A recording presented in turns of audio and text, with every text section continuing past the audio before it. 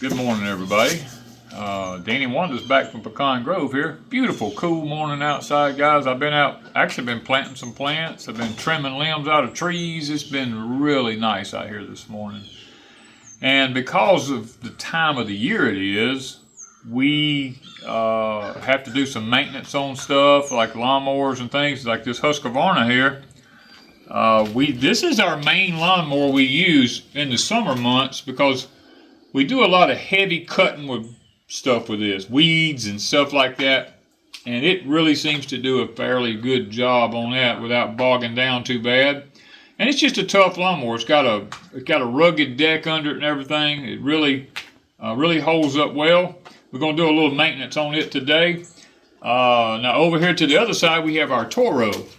Our Toro is our main mower for the fall season, because we use it to help build up our compost piles and stuff like that. The leaves are beginning to fall now, and we love to go around through there and vacuum up the leaves, and it chops them, shreds them, and puts them all in the bagger on the back. Makes our composting so much simpler. I'm telling you, this thing has been a blessing to us. Now, we do use it during the summer months if we get, like Wanda's courtyard had a lot of grass, a lot of areas that the grass had not covered. And we'll let some of our places out here around our property go that's centipede.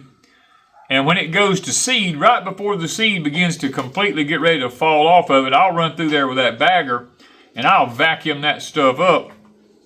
And I'll come in here and I'll spread that dead grass all around in her courtyard in the bare areas, and it has really made a difference because centipede seeds are like $60 a pound, you know, and I've got hundreds of pounds of them out there that's just falling off on the ground.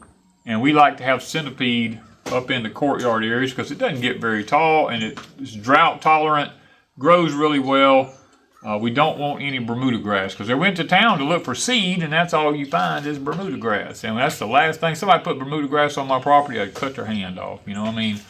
I hate that mess. And so we try to stick with centipede. And that's what the Toro is for vacuuming up the centipede seeds and then composting in the fall. Now, one of the things about the Toro is it has greaseless fittings everywhere on it. You don't have a lot of service maintenance that has to be done. It's sealed bearings on it, and I like that a lot. Now the Husky here, on the other hand, everything about it, you have to grease it all over. The guys, back when I was a kid coming up, this is what you had to have here. This is a really nice grease gun, top of the line, Ingersoll Rand grease gun. The kind that we had when I was a kid, back when we were in the logging business, my dad and I, and it just, you know, you just take it and you stick it on some people call them a Zerk, some people call them Alamite, and you sit here and you pump it like this. Now when you've got 50 Alamites on a piece of equipment and you're sitting there just your arms are constantly, by the time you get through doing all that, you done used up 2 tubes of grease usually, and your arms wore out from just pumping it. Well, move forward to the modern day lifestyle, and now there's lots of companies out here who have these battery powered grease guns. I've never owned one.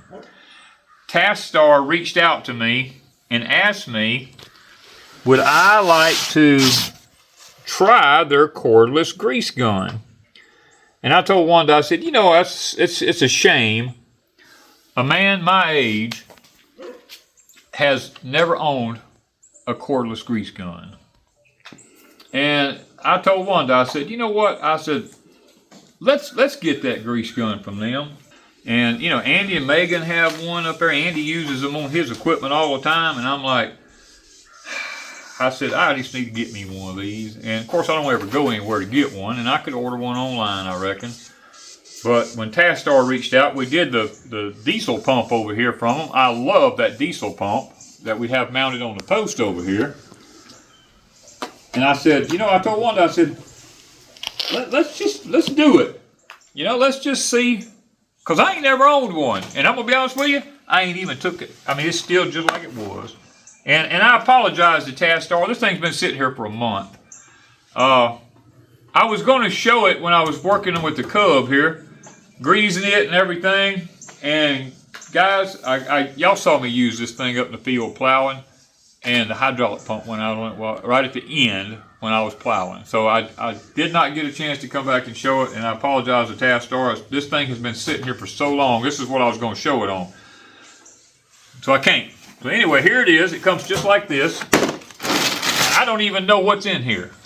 I haven't even looked. It's still just like it was. I see a pair of, I don't know why you'd send white gloves, but miniature white gloves. Danny's fingers are like, let me show you something. This guy, they probably stretch a little, but look at, I mean, I want you to, they don't stretch that much. They don't stretch that much. I mean, they need to get some man-sized gloves. I mean, this is, it's almost funny. And guys, I have extremely large hands. They need to send some man gloves. You know, and here they got a book with it. Now I'm just going to look at the picture here. I don't want to have to.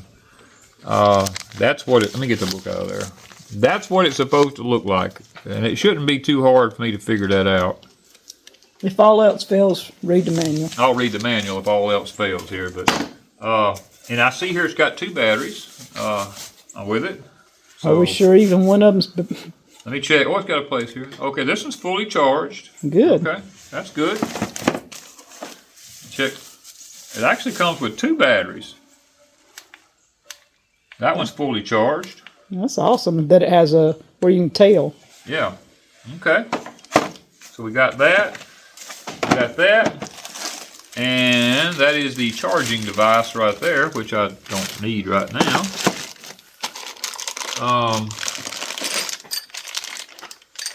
That's some extra grease fitting parts there, it looks like. Well, it already comes put together. Okay. Let's look at it here. Wow. That's kind of a big operational thing there. Look at that.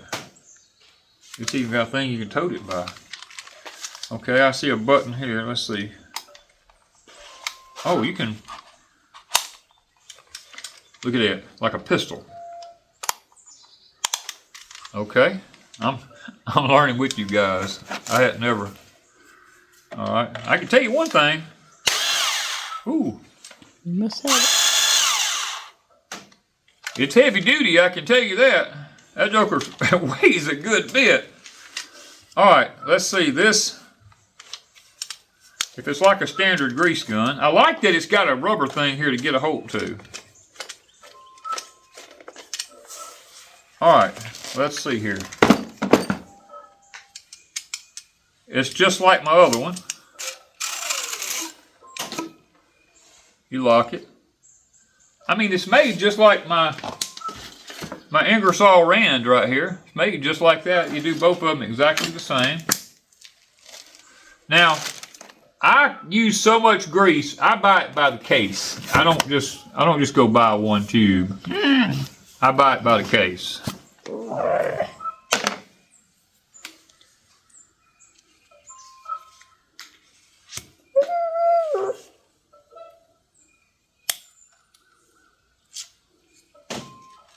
And I buy the heavy duty grease. I don't buy this old cheap Walmart stuff now.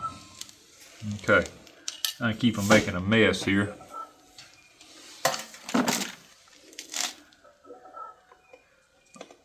Now guys, this is the first time I've used this. I'll probably figure out a better way to do this in the future, but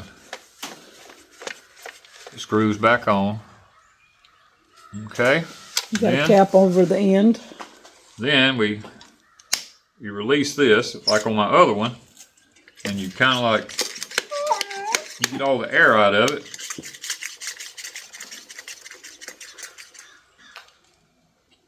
Yeah, I leave there's air. I think that's a bleeder valve there. Okay. Now, let me tighten that back down. It's got a rubber cap over the end. Now, I see here that it comes with, I knew I'd do that. It comes with a variety of stuff here. It's got this long one here. right. This. Oh, it already has a zerk fitting on the end of it there. Okay. I like this. Got a cap to put over it.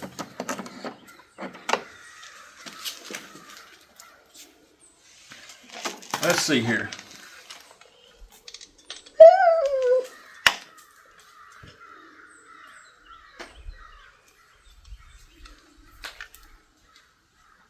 I may have to get me a wrench to tighten it down with.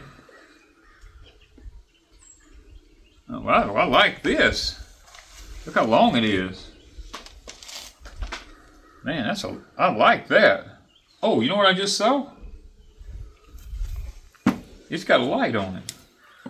Look at that. You can see what you're doing. You can see at night. How about that? Or pinpoint dark spaces under something. Yeah, if you need to look up under something, you can turn that thing up under there and... Wow. Look at that. I just happened to see the LED on that when I turned it over there. Now, I don't know what's fixing to happen here. All right, now when you get through, this should go in that to store. Yeah, let's take this off. And let's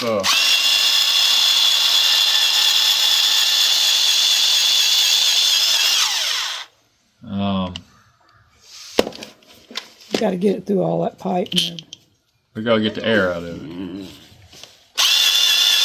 Oh. Well, no, that was not it. Well, that didn't work. It's coming out there instead of going through it. I'm not going to be putting it back in that plastic bag, so. All right, that was not what you needed to do. May have to read the directions. Let's tighten this back down. Wonder why that.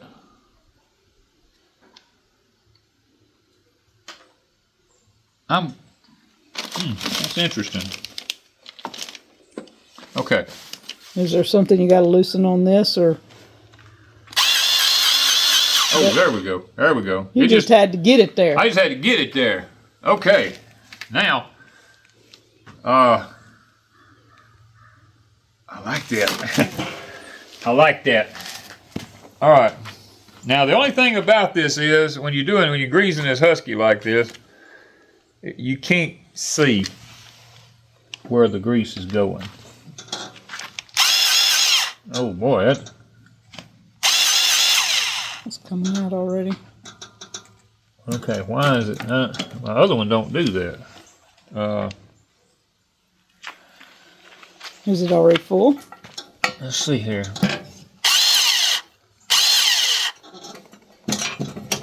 It's stuck on it because you can't get it off. Let's try it on one of these. We know the other one worked. The issue is it didn't come with this tightened down on here. I probably should get 2 wrenches and see if I can tighten that. Let's just tighten everything down. That's tight. It didn't come from the factory. Tighten down.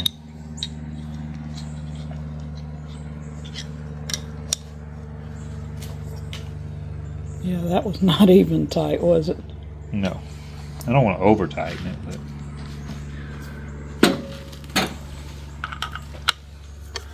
So, lesson learned here.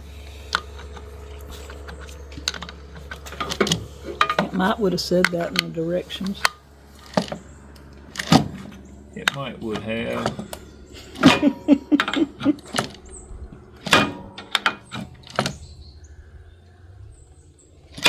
don't want to over tighten it, you know, but. No, it's tighter than it was. That's tighter than it was. Okay, let's try it. Let's see if we don't do a little bit better this time.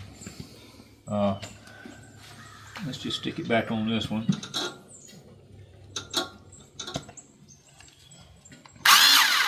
No. That one's full then. It's pushing up off of it. Okay, let me try something else.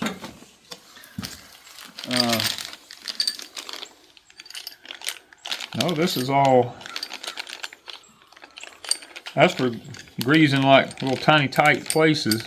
All right, guys, I'm gonna do an honest review on something. I'm not gonna give you a lie about it. You see this right here?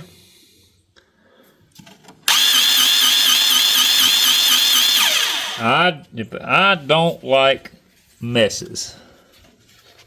That shouldn't be coming out either one of those spots here either. That shouldn't be coming out there. And that's wasting my grease. Yeah. And it's tight because you saw him tighten it. I just tightened it because I know it's tight. It's supposed to just pull off? There it comes. This end right here is faulty. There's an alamite up in there, and this is supposed to snap in that alamite, or I'm supposed to be able to take this and just snap it on something and put the grease in it. But I can't because it's leaking really, really, really bad.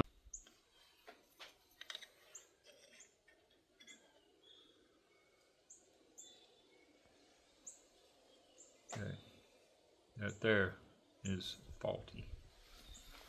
Oh, what did I do with it? Let's consult the stash. Let's consult the stash and see if I have anything. Look at here. Brand new one?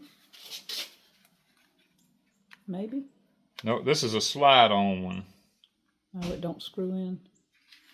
I mean, it locks on just like the other one does, but it's made as a slot in it that you just push it on sideways, where you don't have room for one that you can turn. You just slide it on. Oh, let's see. I have stuff over here. I have a kit right here, but it's strictly for hard to reach places.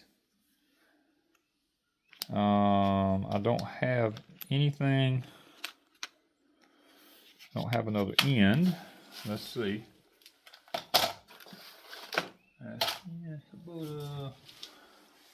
Oh, maybe I might have another end for a grease gun, but I don't know if this one was. I just bought this one and put on there, and I can't remember if it was good or bad. The problem with these things that I found is some of these are for metrics, and they're not for your standard.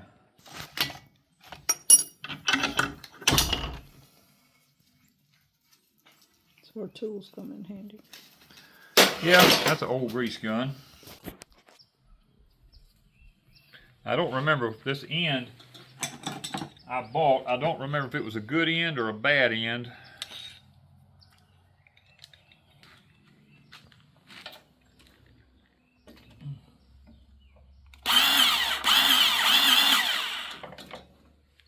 Oh, that one worked.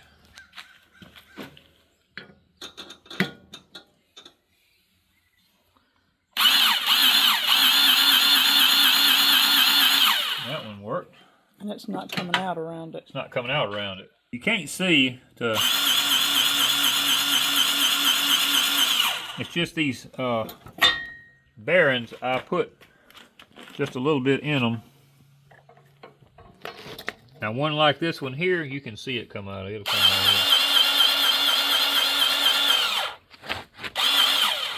here. One side or the other, you'll see it coming out.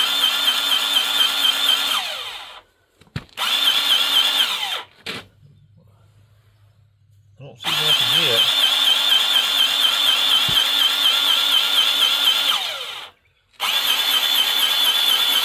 That must have been bone dry. There it is. Oh, it's coming out now. Okay, yeah, it was. That one was dry. Ooh, that one's bad dry. Now, you can imagine how many times you'd had to sit there by hand and pump that? You know what I like about this? This hose is so long. You put it in one spot. I can just leave it sitting somewhere.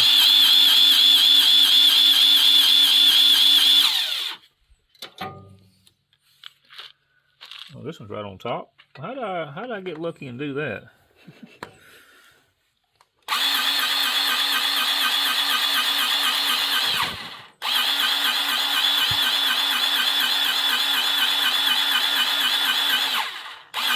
There it is. There it is. Tires definitely needed it. Yeah, they definitely needed it. Now, I wonder, now, will this work with that? I'm just curious. The thing about it is, when you get grease all over something, it just irritates me. I'm going to have to take it out to gas and eventually clean it up. But anything I hate is a mess. I don't know if this will... You got to do the under the caps. Okay. That was already in the thing when I snapped it up on there. It was down inside it. It's just the end wasn't a good end. There's a bad end on it. Come from the factory with a bad end on it. Okay. Let's but the gun overall is working. Oh, I love the gun. I mean, let's now these have never been greased as far as I know. Oh, it come out the bottom. Okay, it worked.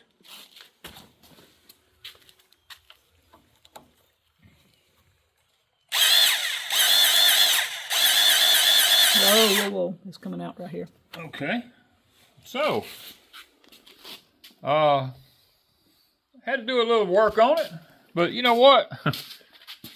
Be honest with you, the world we live in today, I don't ever get anything that I don't have to work on. Just being honest. And it didn't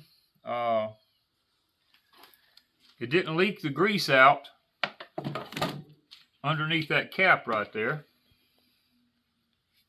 So that tells me that the end that they sent is a faulty end.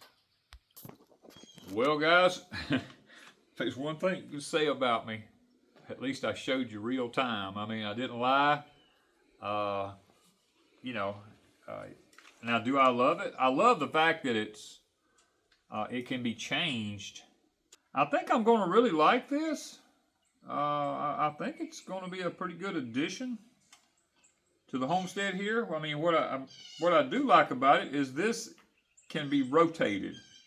You can push this button here, and you can rotate that back where it's straight like that. I really like that.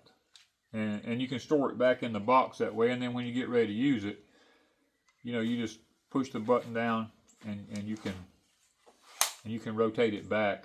I like this very long cord right here, or hose, not cord. I like the really long hose that's on it.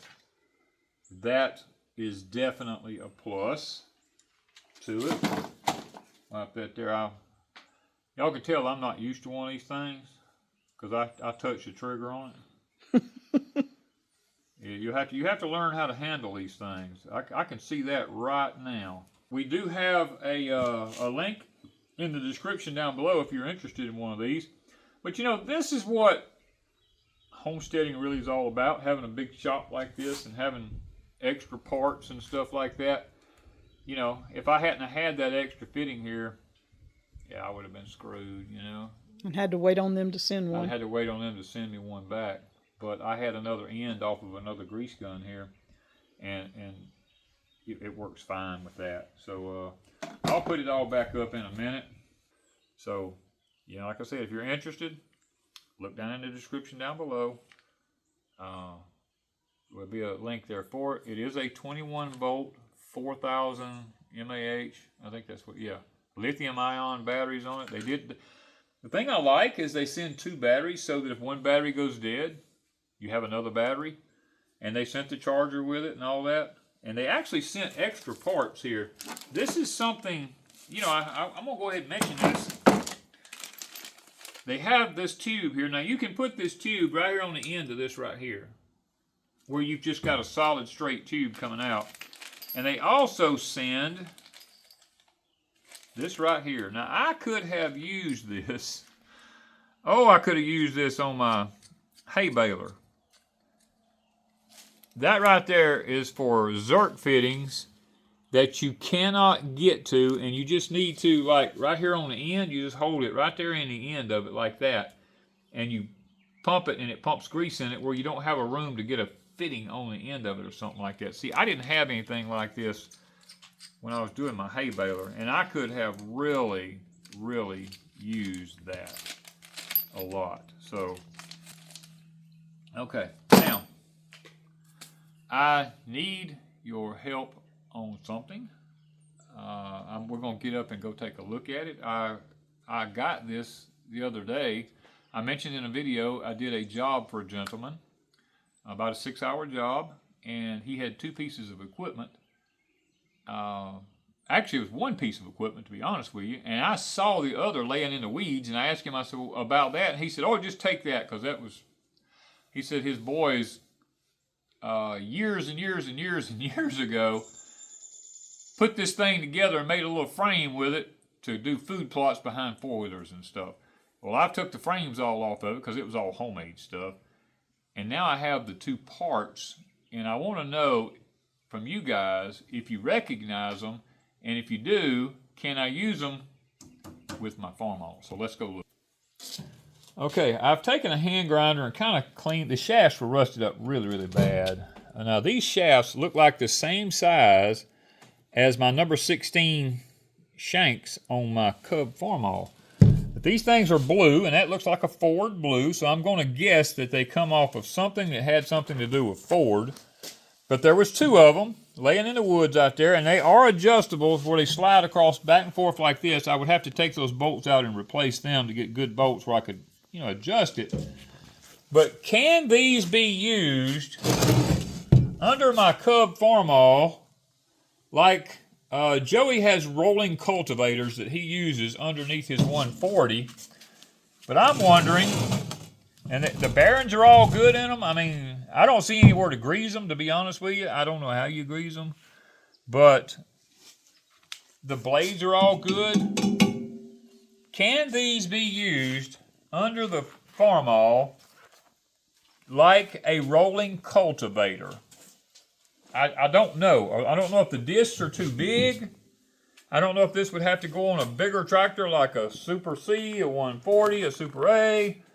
I don't know if they would work under the farm-all to like bed up rows. My guess is, and I have looked online and I cannot find these anywhere. My guess is these went on a toolbar on a 3-point hitch behind a Ford tractor to bed up rows behind a tractor. Now, I could be wrong because I don't know what they are. Like I said, I've looked online. I cannot find them online anywhere. I do know that this is made to slide from side to side. And I could change out those carriage bolts and make that happen. And it does look like a lot of this is rusted up really bad on the ends here, these little plates. But I don't think they actually hold anything. Just keeps it from going back and forth or something. I don't know. I honestly don't know what it's there for. But anyway, maybe some of you guys have seen these, know what they are, can tell me the name of them so that I can look them up online and find them like you did the joiner here for me. And these roll really nice. They're very smooth. I don't know how you grease them. I don't know if you have to take the nuts off of it, take it apart, pack it with grease, and put it back together. I don't know. But they've been laying in the woods for, the guy said, probably 15 years or more, just laying out in the woods. And they still roll like brand new, Both of them are that way. And they really nice. So if you can help me out with that, I would appreciate it. I got one more piece of equipment I want to look at, and I want your input on that one also. Okay, guys, this is the other piece of equipment that I got from the gentleman for doing the job for him. And this is there is a plaque right here that's called a Ferguson. It's called a Ferguson. A double moldboard plow. And it looks like it used to have 2 coulters that went right in front of the plows here. Now, I did talk with Mr. Brandon up at Birch Tractor Company, and he told me, he says, if you're just plowing a field that has been plowed before and it doesn't full of sod or anything like that, you don't have to have the coulters, he said, because there's one for here and one for here. But now the gentleman told me that he couldn't use it. He tried one time to use it, and it spun his tractor around. So he just put it out in the woods and has left it alone. Years and years and years ago, we're talking probably 30 plus years ago, I borrowed this plow from this gentleman's father to flat break my property next to Deep South Homestead. And when I borrowed it then, there was a tail wheel on it back here that bolted back in behind here. Now somebody has since broke this and re-welded all this back with some plate steel and put another piece in here to beef it up. And when he said that he tried to use it with his tractor and it spun his tractor around, well, I looked at it and I knew what was wrong. I said, well, the tail wheel's gone off of it. Well, I can't find a tail wheel to go on it. So I asked Mr. Brandon at Birch Tractor, I said, Mr. Brandon, if I come up with a piece of 6-inch wide, 1/2-inch thick plate steel, and I put it right here and let it stick out to the back of this plow over here, back here, which would be about 2 foot long, and drill my holes and bolt it back in here, I said, would that work in place of a tail wheel? And he told me, yes, that would work. He believed. Now, some of you guys may know more about this than I do, and I want your opinion.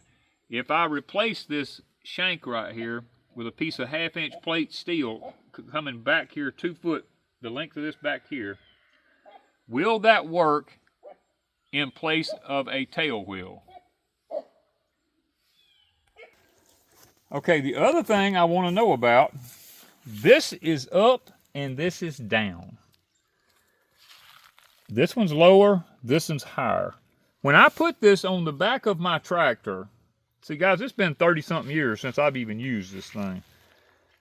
Do I have to readjust my arms, or do I leave them level and hook this up? I mean, what is the... If Joey, if you see this video, maybe you can tell me. You know more about this stuff than I do. Do I need to adjust my arms with it sitting on the ground level like this? Do I need to adjust my arms where they fit this, or do I leave them level and hook this thing up and it makes this plow tilt a certain way? I don't know. So I need some help with that. Now I got to clean it up. And being I don't need these coulters because I'm not doing a grassy field, I'm going to take all this stuff off of here and just set it out to the side and put new bolts in it. And Tim, if you're watching this, you may have to help me find a piece of 6-inch wide plate steel, 1/2-inch thick, 2 foot long to go back right here so that we can use this thing. I don't know. I just know it's a Ferguson. And it's a very old one. So, y'all give me your input and let me know, because I need some help. Thank you guys from Pecan Grove.